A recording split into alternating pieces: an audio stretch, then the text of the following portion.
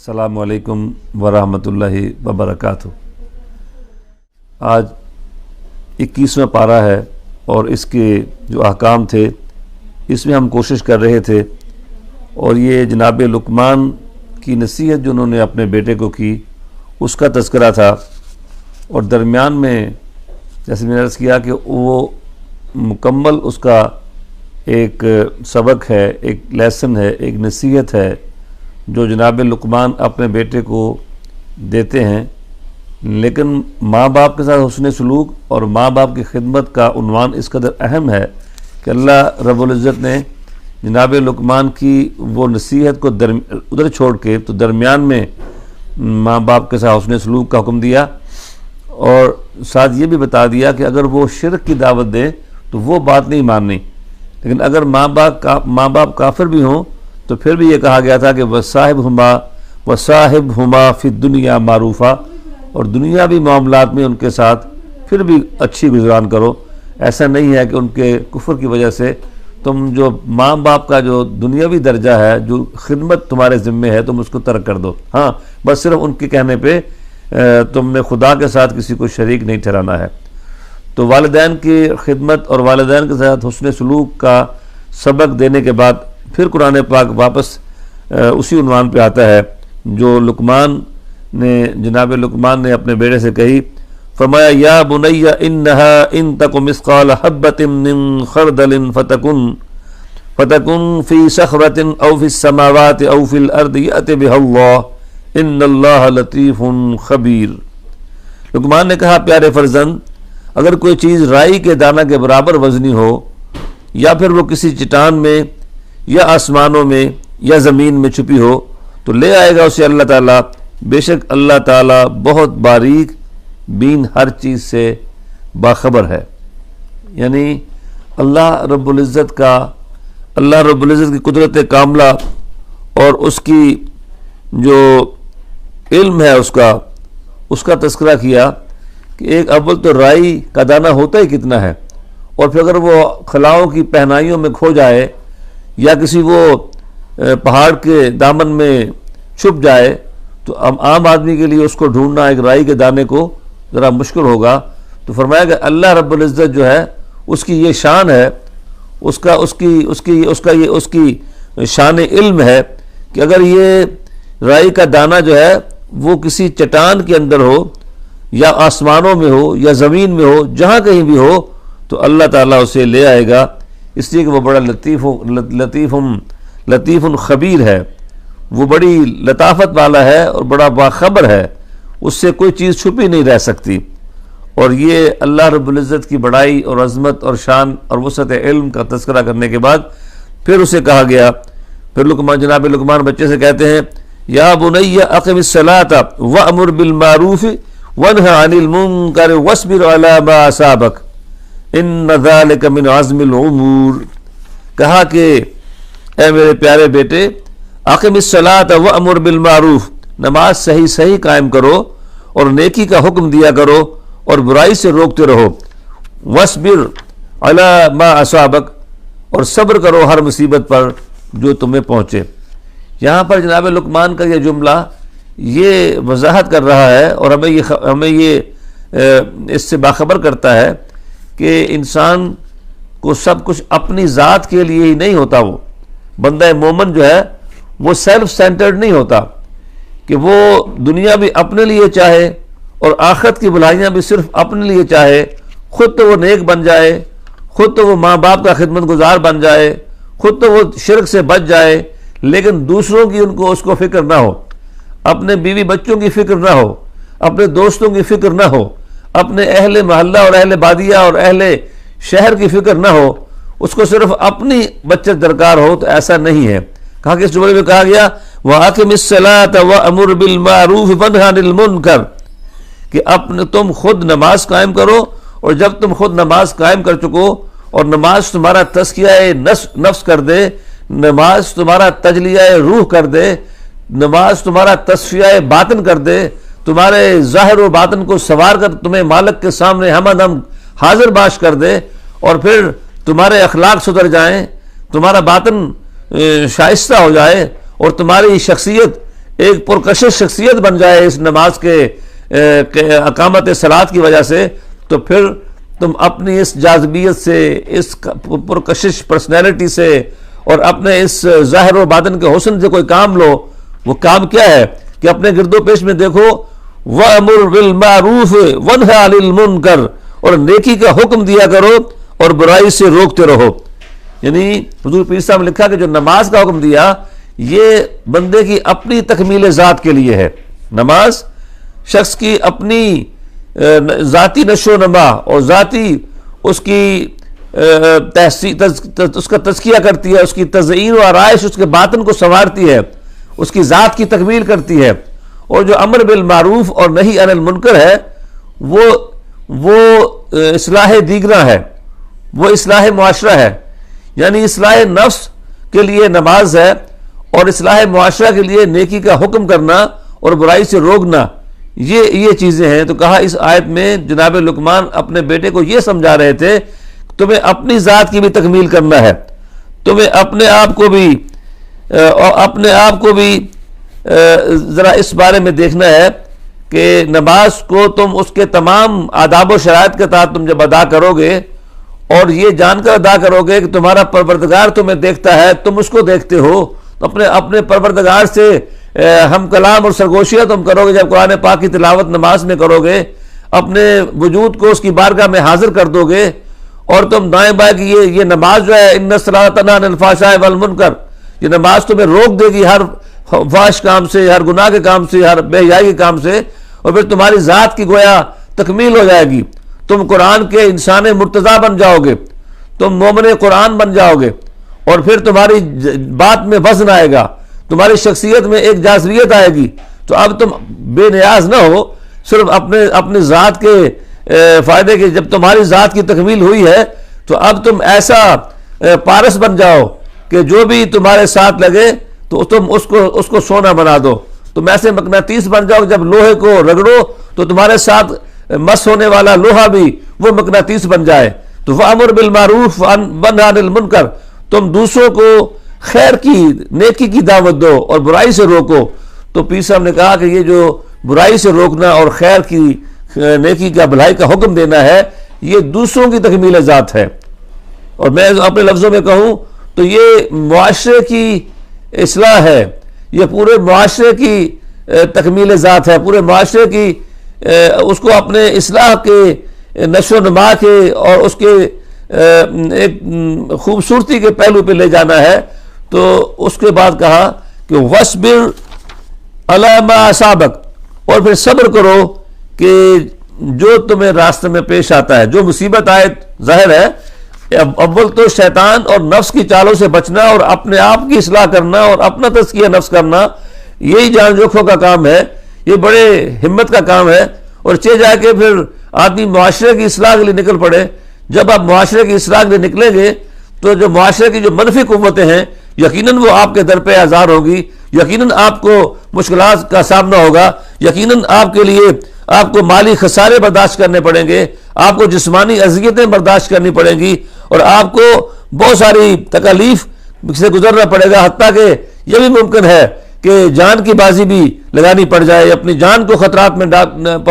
پڑنا پڑ جائے۔ تو جب کوئی تکلیف پہنچے اس راہ حق میں، اس امر بالمعروف اور نہی عن المنکر کے راستے پہ چلتے ہوئے اگر کوئی مصیبت آ جائے، کوئی مال میں کمی آ جائے، کوئی جسمانی تکلیف آ جائے، کوئی اور بڑے سے بڑا نقصان آ جائے، تو پھر بھی تمہیں صبر کرنا ہے۔ اور صبر آپ پہلے جان چکے ہیں کہ صبر یہ ہے کہ اپنے مقصد حیات پر گہری نظر رکھتے ہوئے ثبات کے ساتھ، ثابت قدمی کے ساتھ میں ڈٹے رہنا، اور ایک بڑے سے بڑا طوفان اور بڑے سے بڑا سیلابی ریلا بھی تمہارے پاؤں میں لرزش نہ پیدا کر سکے، اور تمہارے نصب العین پر تمہارے یقین میں ذرا سا بھی شک اور ارتیاب پیدا نہ کر سکے، بلکہ تم آخری دم تک اپنے نصب العین کے لیے جدوجہد کرنے والے بنے رہو اور ہر مشکل کو برداشت کرتے رہو۔ تو یہ صبر ہے۔ اور اس کے بعد خود رب نے فرما دیا کہ ان ذالک من عزم الامور، بے شک یہ بڑی ہمت کے کام ہے، یہ بڑی ہی ہمت کا کام ہے کہ یہ اس طرح اپنے نفس کا بھی مقابلہ کرنا، نفس امارہ کا مقابلہ کرنا، اپنے نفس کا تزکیہ کرنا، اپنے باطن کو سنوارنا، سدھارنا، اور پھر اپنی تکمیل ذات کے بعد خود سنور جانے کے بعد پھر دوسروں کو سنوارنے کی فکر کرنا، پھر دوسروں کی ذوات کی تکمیل کی کوشش کرنا، پھر دوسروں میں یہ حسن کی اور خیر کی اور بھلائی کی خیرات کو تقسیم کرنا، اس نعمت کو تقسیم کرنا اور ان کو پستیوں سے اٹھا کے بلندیوں پہ لے آنا، اور معاشرے کے بگڑے ہوئے معاشرے کو کھینچ کر کے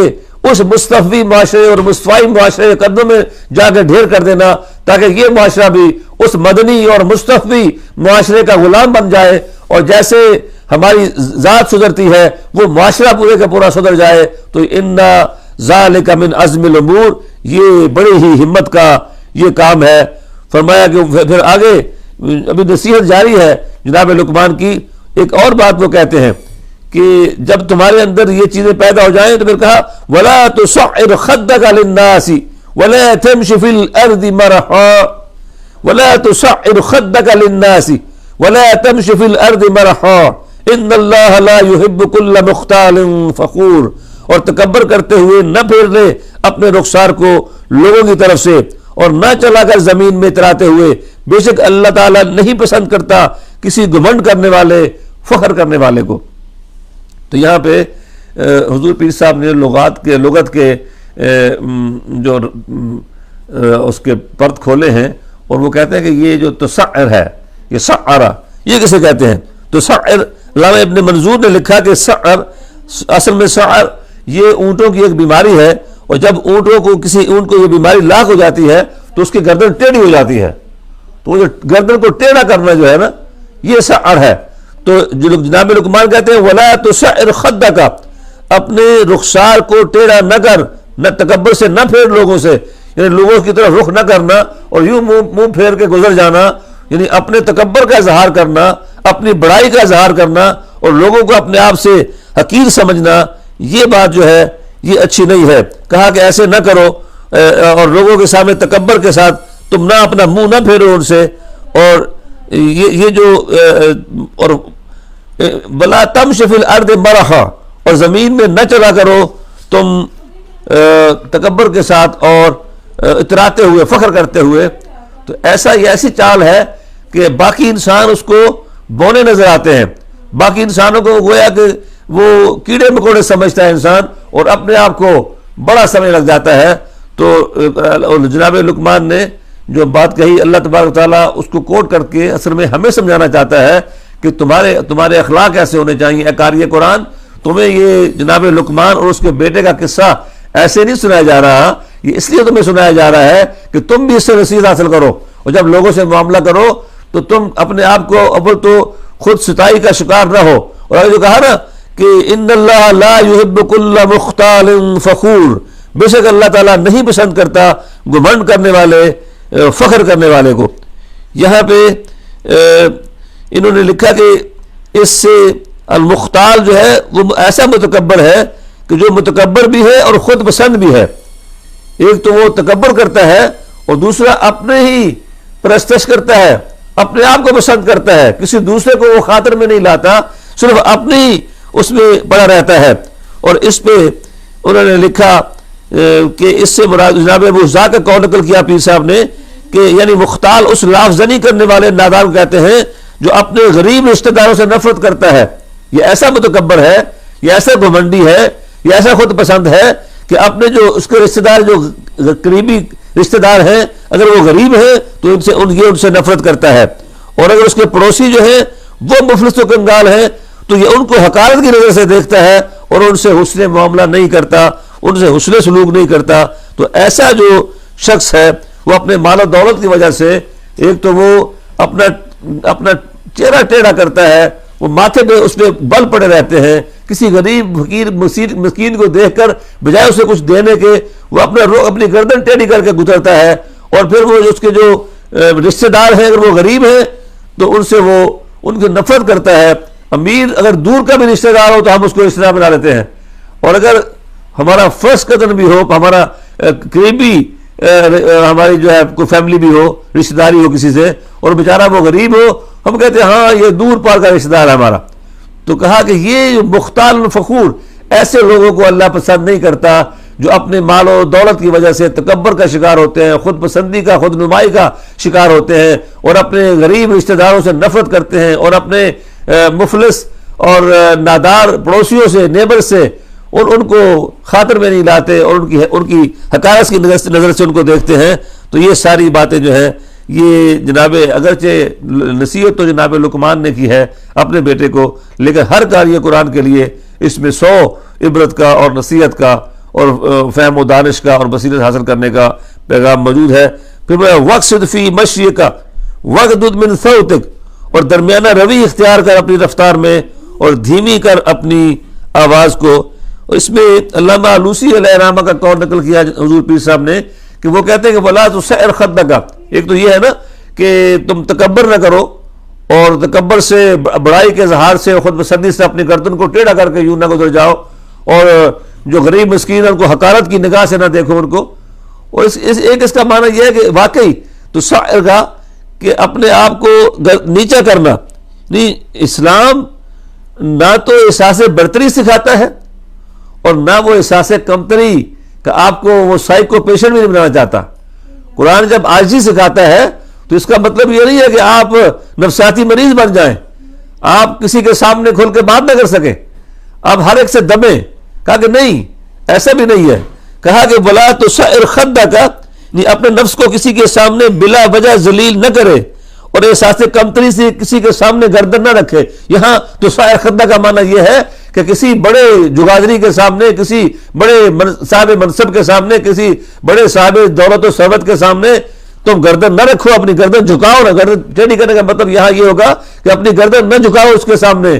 اس لیے کہ تم بھی اسی طرح کے انسان ہو جس طرح کا وہ انسان ہے. تو کسی بھی طرح کی احساس کمتری سے اللہ تعالیٰ جو انسان کو بچانا چاہتا ہے وہ فخر و غرور بھی پسند نہیں کرتا، وہ خود پسندی اور خود نمائی پسند نہیں کرتا، وہ تکبر اور فخر بازی پسند نہیں کرتا،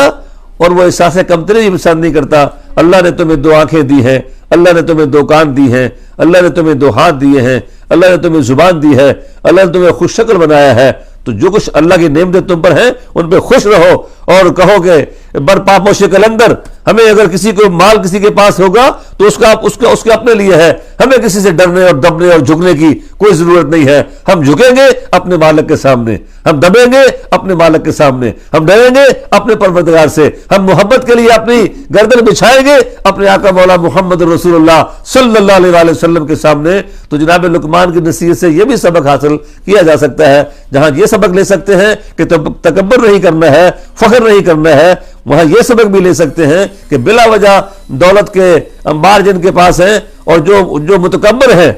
ان کے سامنے اپنی گردن نہیں بچھانی ہے. جیسا کہ حدیث میں آتا ہے کہ التکبر مع المتکبر صدقہ،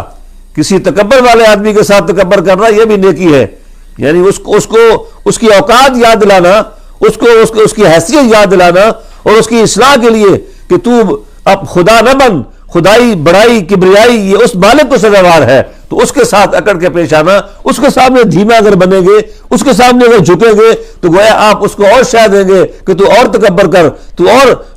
فخر و مباحات کا شکار ہو. نہیں، اگر ایک غریب آدمی، مسکین آدمی کسی اس طرح کے متکبر اہل ثروت کے سامنے ڈٹ کے کھڑا ہوگا تو اس کو اپنی اوقات یاد آ جائے گی کہ یہ ایک غریب مسکین آدمی، اس کو اللہ نے یہ حوصلہ دیا ہے کہ اس کو میری دولت کی پرواہ نہیں ہے، اس کو میرے مال و منال کی کوئی اس پہ رو بھی نہیں ہے اس پر، اور پھر ہو سکتا ہے کہ وہ واپس پلٹے اور اس کے لیے بھی کوئی نصیحت کا سامان جو ہے پیدا ہو جائے. کہا وقصد فی مشیک، اپنی رفتار میں درمیانہ پن پیدا کرو. یعنی رفتار میں یہ چال بھی ہوتی ہے نا کہ جیسے اس میں چال سے بھی رفتار سے پتہ چلتا ہے کہ آدمی چلنے والا کس انداز سے چل رہا ہے، یا فخر کر رہا ہے تو متکبر آدمی ہے، یا کوئی بندہ عاجز جا رہا ہے. تو اپنی رفتار میں بھی درمیانہ درجہ اختیار کرو، درمیانہ نہ تو تم متکبر نظر آؤ اور نہ ہی تم اس طرح کے غریب مسکین فقیر بھوکے ننگے نظر آؤ، بلکہ درمیانی تمہاری رفتار ہونی چاہیے. اور پھر وغضض من صوتک، اور اپنی آواز کو بھی نیچا رکھو، اس لیے کہ ان انکر الاصوات لصوت الحمیر، کہ سب سے جو بری آواز ہے وہ تو گدھے کی آواز ہے. یہاں تک جناب لقمان کی جو نصیحت تھی وہ آپ نے سماعت کی اور وہ پوری ہوئی. اس کے بعد اگلا جو عنوان ہے وہ دیکھتے ہیں کہ 21 پارے کا اگلا عنوان کیا ہے. اللہ تعالیٰ اور یوم حساب سے ڈرتے رہنے کا حکم دیا گیا. اے لوگوں ڈرتے رہا کرو اپنے رب سے اور ڈرو اس دن سے کہ بدلہ دے سکے گا کوئی باپ اپنے بیٹے کی طرف سے، اور نہ ہی بیٹا بدلہ دے سکے گا اپنے باپ کی جانب سے کچھ بھی، بے شک اللہ کا وعدہ سچا ہے، اور نہ دھوکہ دے تمہیں دنیاوی زندگی، اور نہ فریب میں مبتلا کرے تمہیں اللہ وہ جو بڑا مکار دھوکہ باز ہے۔ یعنی جو دنیاوی زندگی یہ ہم جیسی بھی گزار رہے ہیں، ہمیں آخرت کی فکر رہنی چاہیے، اور یوم حساب سے ہمیں اللہ کا ڈر اور خوف ہمارے سینے میں ہونا چاہیے کہ ہمیں آخرت میں اللہ کے حضور کھڑے ہونا ہے، اور ہمیں اپنے پروردگار کے سامنے اپنے تمام اعمال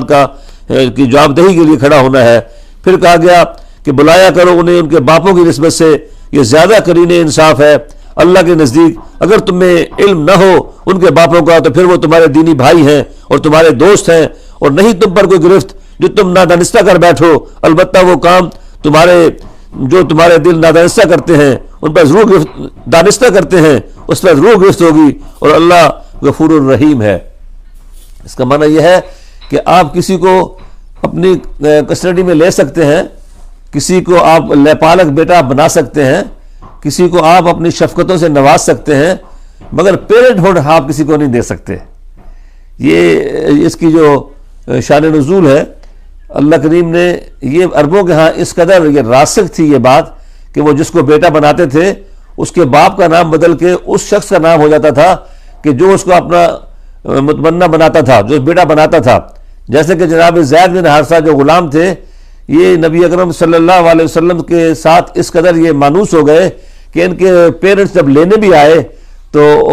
روتے دھوتے ڈھونڈتے ڈھانڈتے تو انہوں نے ان کو نبی اکرم صلی اللہ علیہ وسلم سے اس قدر انس ہو گیا تھا، اور سرکار کی رحمت نے ان کو اس قدر نوازا تھا، اور سرکار کی محبت اور شفقت نے ان کے رگ و ریشے میں اس طرح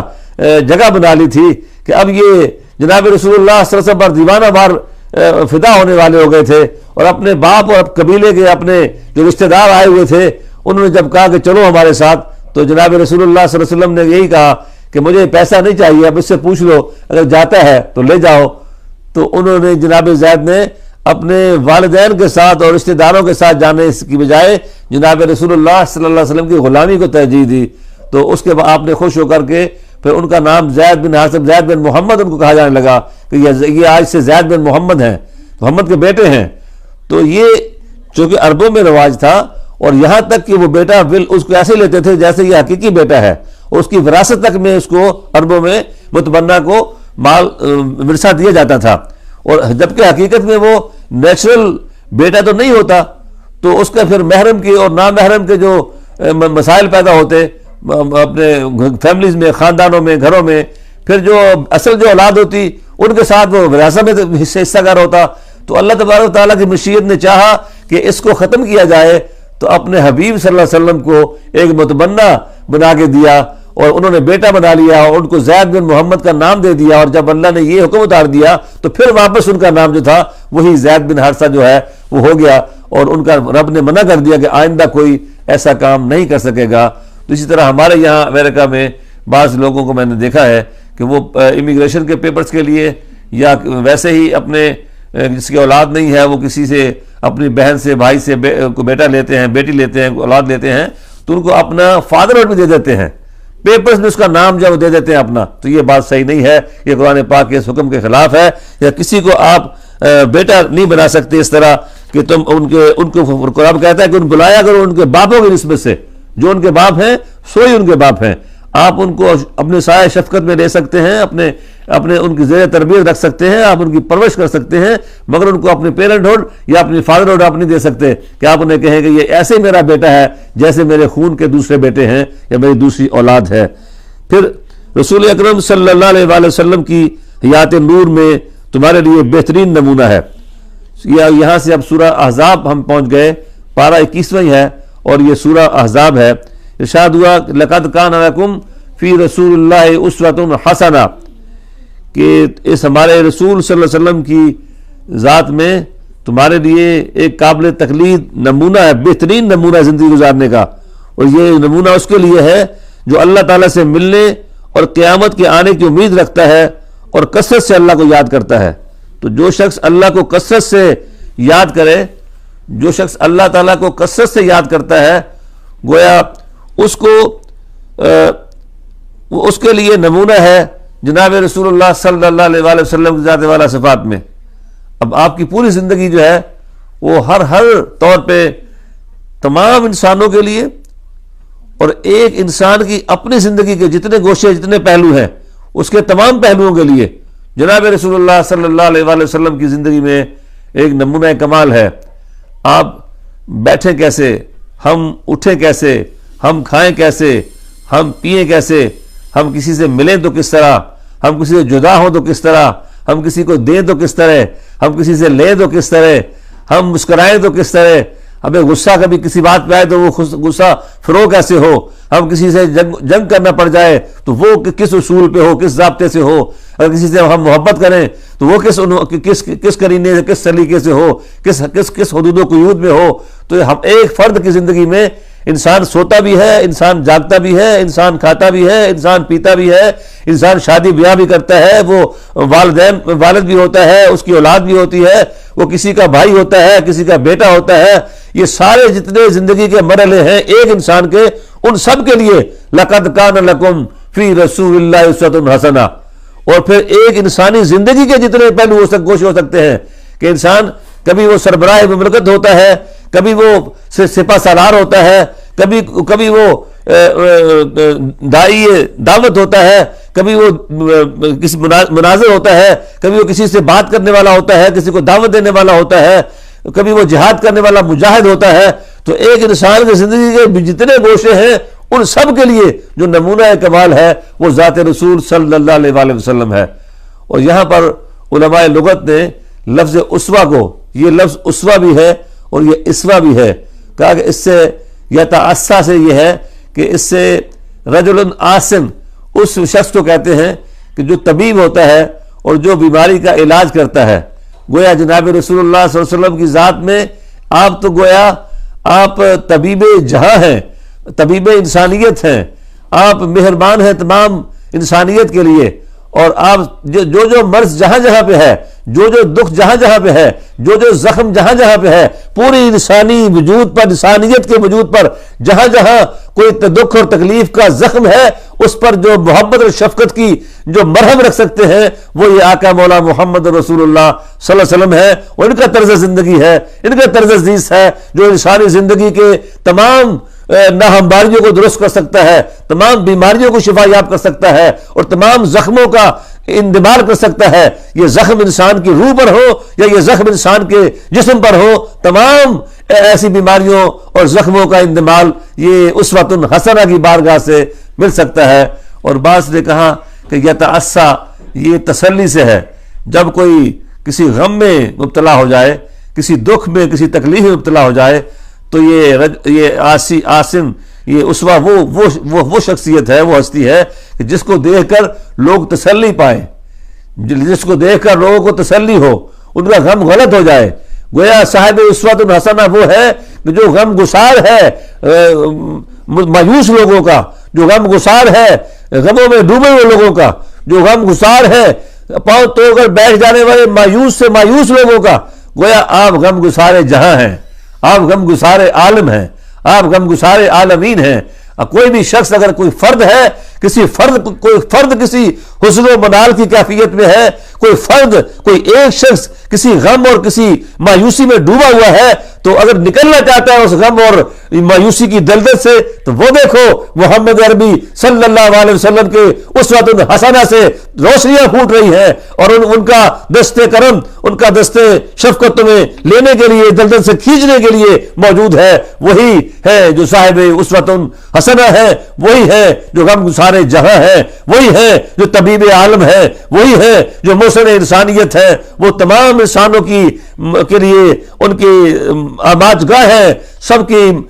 امیدوں کے مرکز ہے. تو جو بھی چاہے کہ وہ مایوسی سے نکلے، جو بھی چاہے کہ ناکامی سے نکلے، جو بھی چاہے کہ اپنے احساس نا امیدی سے نکلے، تو جو امیدوں کا چڑھتا سورج ہے، جو امیدوں کا آفتاب جہاں تاب ہے، جو صاحب اسوۃ حسنہ ہے، ان کی بارگاہ جمال میں آ جائے تو اس کے غم سارے غلط ہو جائیں گے، اس کے دکھ سارے مٹ جائیں گے، اس کی مایوسیاں ختم ہو جائیں گی اور اس کے وہ ناکامیوں کی دلدل سے نکل کر کے پھر کامیابی کی شاہراہ نور پہ ایک بار پھر اس کو چلنا نصیب ہو جائے گا. تو لقد کان لکم فی رسول اللہ اسوۃ حسنہ، یہ اسوۃ حسنہ اس کا جو ہے یہ انہی کے لیے ہے، یہ اسی کے لیے ہے کہ جو رب سے ملاقات کا یقین رکھتا ہے، جو آخرت پر یقین رکھتا ہے. یہ ایسے لوگ جو ہیں جو کثرت سے اللہ کو یاد کرتے ہیں. اگر تم کثرت سے اللہ کو یاد کرنے والے بن جائیں، اگر ہم اللہ سے ملاقات کے مشتاق بن جائیں، اور اگر ہم کل ہمیں پتہ ہو، یقین ہو کہ قیامت آنی ہے اور ہمارے سارے جو نامہ اعمال لکھے جا رہے ہیں، ہمارے دفتر عمل جو تیار ہو رہا ہے، دائیں اور بائیں بازو والے جو لکھ رہے ہیں، یہ سارا کھلے گا رب تعالیٰ کی بارگاہ میں، تو پھر ہمیں جناب رسول اللہ صلی اللہ علیہ وسلم کی بارگاہ جمال میں حاضری دینا چاہیے، اور انہی سے ہمیں اپنے تمام دکھوں اور غموں کا مداوع ہمیں کرنا چاہیے. تو یہ اس کے یہاں پر اس کے احکام ختم ہوئے. اس کے جو اللہ اکبر جو کرنے کے کام تھے وہ ہم اس کو ہم مکمل کر سکے. اب اس کے بعد جو نہ کرنے کے کام ہیں وہ کون کون سے ہیں، جن سے رب نے منع کیا ہے وہ کون کون سے کام ہیں، وہ آپ سماعت کیجئے کہ فرمایا کہ اہل کتاب سے شائستہ طریقہ سے مباحثہ کرو، اور اے مسلمانوں بحث مباحثہ نہ کیا کرو اہل کتاب سے مگر شائستہ طریقہ سے، مگر وہ جنہوں نے ظلم کیا ان سے، اور تم کہو ہم ایمان لاتے ہیں اس پر جو اتارا گیا ہماری طرف اور جو اتارا گیا تمہاری طرف، اور ہمارا خدا اور تمہارا خدا ایک ہی ہے، اور ہم اس کے سامنے گردن جھکانے والے ہیں. یعنی مسلمانوں سے کہا جا رہا ہے کہ وہ اہل کتاب سے اول تو بحث کرے ہی نہیں، ان سے بحث مباحثے میں الجھے ہی نہیں، اور اگر بحث کرنی پڑ جائے، کوئی تبادلہ خیال کرنا پڑ جائے، کوئی تبادلہ دلائل کرنا پڑ جائے، تو پھر وجادلہم باللتی ہی احسن، پھر ایسے ان سے مناظرہ کرو، ایسے ان سے تبادلہ خیال کرو، ان سے ایسے تبادلہ دلائل کرو کہ جس سے جو آسن طریقہ، جو حسین طریقہ ہو. اور مگر وہ جنہوں نے ظلم کیا ان سے، اور تم کہو ہم ایمان لاتے ہیں اس پر جو اتارا گیا ہے ہماری طرف اور جو اتارا گیا تمہاری طرف، انہیں کہو کہ ہم بھی اسی خدا کو مانتے ہیں جس خدا کو تم مانتے ہو. آؤ جو ہمارے درمیان جس پہ اتفاق ہو سکتا ہے اس طرف تو آ جاؤ، اور کم از کم یہ دشمنی اور یہ عداوت جو ہے اس کو ختم کر دو. اور یہ آج بھی پھر ضرورت ہے کہ آج کے اس دور میں جب کہ عالم کفر اور یہود و نصارہ نے کوئی کسر نہیں چھوڑی مسلم امت کو نڈھال کرنے میں اور مسلم امت کو لتاڑنے میں، تو افسوس کی بات تو یہی ہے کہ مسلم امہ کہیں ایز اے ہول امہ ایگزسٹ کرتی ہو، تو وہ جتنے بھی حکمران ہیں ہمارے ان کو فکر نہیں عوام کی سطح پر. تو ہم سوچ سکتے ہیں کہ جہاں بھی کسی مشرق میں اگر کسی مسلمان کو تکلیف ہوتی ہے تو عام مسلمان جو ہے مغرب کا بھی اتنا ہی دکھ محسوس کرتا ہے جتنا مشرق کا محسوس کرتا ہے. لیکن اس کا فائدہ کیوں نہیں ہوتا؟ فائدہ تب ہوگا کہ جب جو ہماری قیادتیں ہیں، جو پورے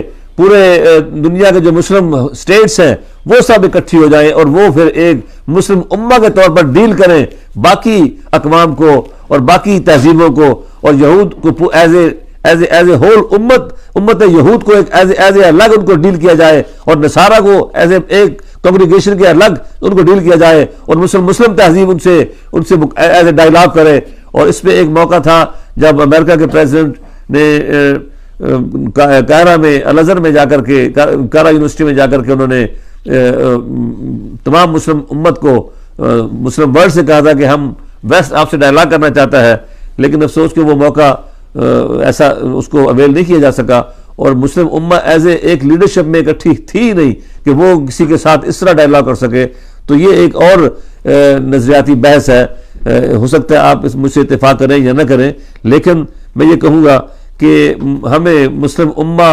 اللہ کرے کہ ایسی کوئی صورت ہو کہ ہم نان مسلمز کے سامنے ایز اے ہول ایک اپنے آپ کو پیش کریں، اور پھر ان سے یہ مذاکرہ ہو، پھر ان سے یہ مناظرہ ہو، پھر ان سے یہ آسان طریقے سے تبادلہ دلائل ہو کہ بھلے لوگوں تمہیں کچھ خدا کا خوف کرنا چاہیے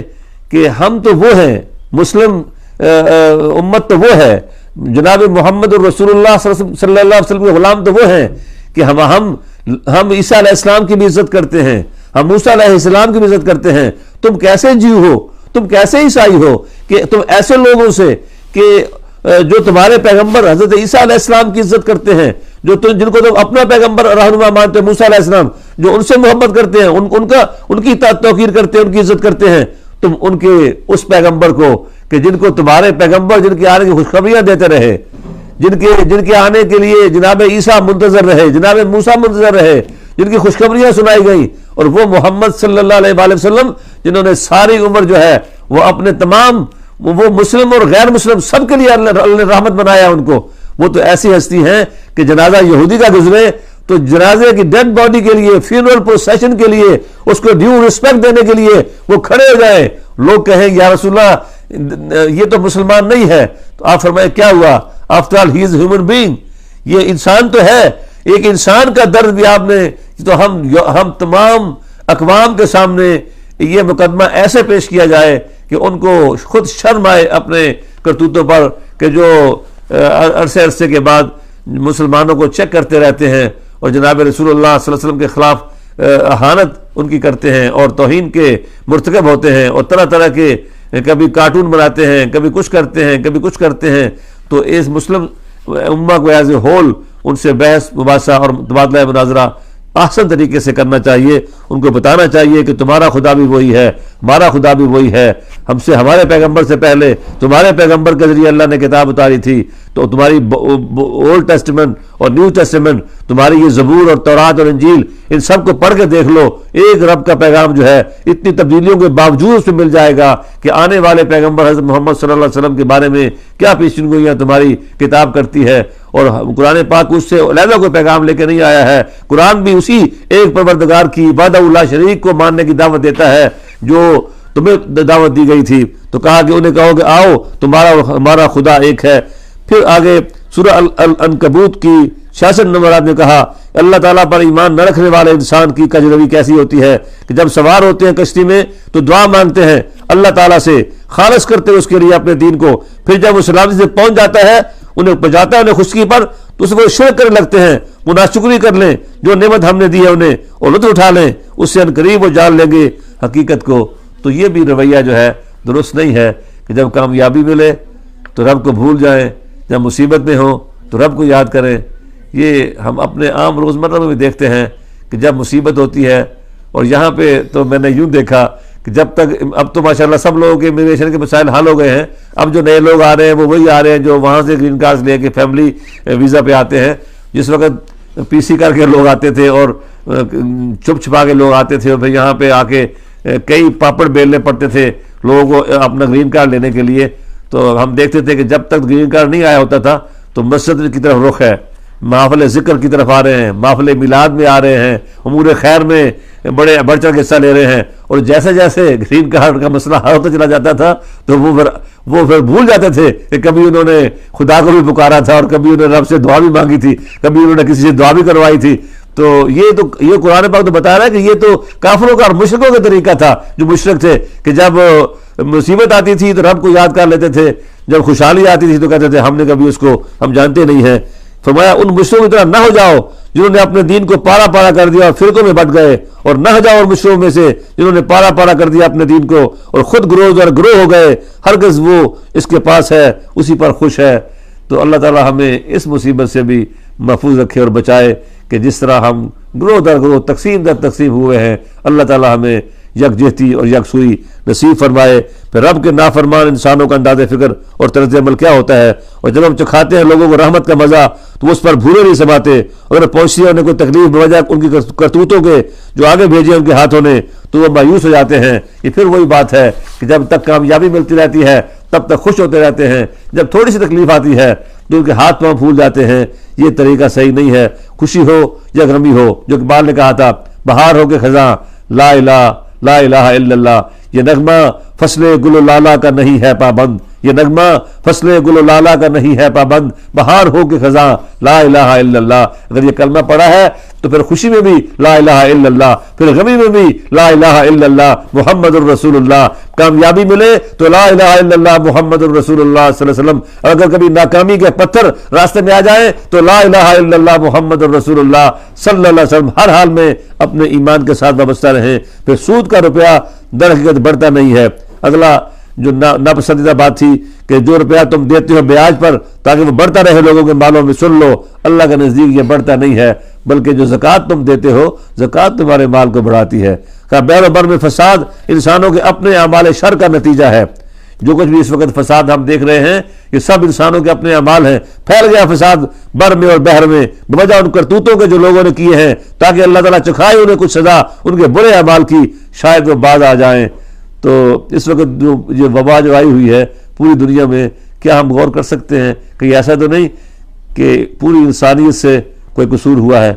کہ ایسا تو نہیں کہ انسانوں نے انسانوں کو انسان سمجھنا چھوڑ دیا تھا؟ کہیں ایسا تو نہیں انسانوں نے انسانوں پر اپنی خدائی قائم کر لی تھی؟ کہیں ایسا تو نہیں کہ انسان خدا کو بھول کر کے خود اپنے نفس کی پوجا کرنا شروع ہو گیا تھا؟ تو رب نے بتا دیا کہ ایک ذرا سا نظر نہ آنے والا وارث اگر آ جائے تو تمہاری خدائی ساری کی ساری وہیں چکنا چور ہو جاتی ہے اور تمہارے خدائی کا نشہ حرل ہو جاتا ہے۔ تو ذرا رب کے سامنے بچ کر رہنا ہی انسان کو، بندہ بن کے رہنا ہی انسان کو زیب دیتا ہے۔ پھر کفر و ایمان والے برابر نہیں، اللہ تعالیٰ کفار کو پسند نہیں کرتا۔ پھر دور رسول کے منافقوں کے پس فطرت رویہ کیا تھے؟ بس یہ آخری عنوان ہے، پھر آپ ہمارے ہاں تو افطار کا وقت قریب ہو رہا ہے کہ دور رسول صلی اللہ علیہ وسلم کے منافقوں کے پس فطرت رویوں کی منظر کشی کی گئی ہے۔ اللہ تعالیٰ خوب جانتا ہے جہاد سے روکنے والوں کو تم میں سے، اور انہیں جو اپنے بھائیوں سے کہتے ہیں اسلامی کیمپ چھوڑ کر ہماری طرف آ جاؤ، اور خود بھی جنگ میں شرکت نہیں کرتے مگر برائے نام پرلے درجے کنجوس ہیں تمہارے معاملہ میں۔